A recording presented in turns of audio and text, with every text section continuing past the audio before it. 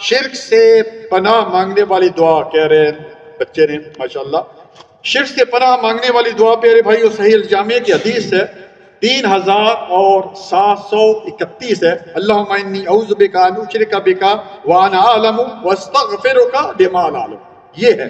اور رات کو جو ہے قل یا ایھا الکافرون آپ صلی اللہ علیہ وسلم فرمایا یہ پڑھ کے تو شرک سے برات والی یہ جو ہے وہ صورت ہے۔ جی کیا دعا، بہت اچھا سوال کیا، دعا کے لیے ہاتھ اٹھانا ضروری ہے؟ ضروری نہیں ہے میرے بھائی۔ آپ دیکھیں نا، آپ مسجد میں آتے ہیں دعا پڑھتے ہیں اللہم افتح لی ابواب رحمتک، کیا ہاتھ اٹھا کر دعا کرتے ہیں اندر سے؟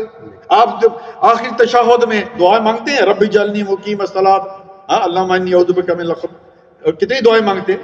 تو جہاں پہ ابھی یہ کوئی موضوع لمبا ہے، جہاں پر آپ سے ہاتھ اٹھائے وہاں پر آپ ہاتھ اٹھائیں، غالباً بارش کے وقت جو ہاتھ اٹھائے تھے اس وقت ہاتھ اٹھائے، لیکن ہر جگہ ہاتھ اٹھانے کا نبی صلی اللہ علیہ وسلم سے ہمیں یہ چیز نہیں ملتی۔ اور ایک حدیث میں یہ بھی ہے کہ آپ صلی اللہ علیہ وسلم نے فرمایا کہ اللہ تعالیٰ کو حیا آتی ہے اس طرح کہ کوئی ہاتھ اٹھائے اور اس کو بغیر کوئی چیز دیے واپس کر دے۔ جی